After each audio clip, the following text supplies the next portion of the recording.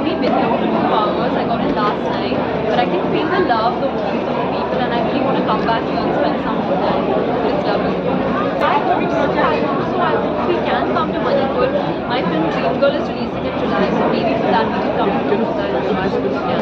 Because there's a lot of like I can feel the energy of the youth in this city. And it's great. It's very energetic. It's very lovely. Fashion industry.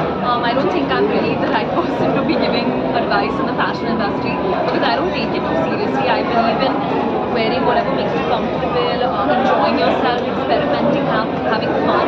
So I think with most things in life, don't be afraid to try something new. Take that first step, take that leap, and just have fun. And there's nothing better than being yourself. We like me.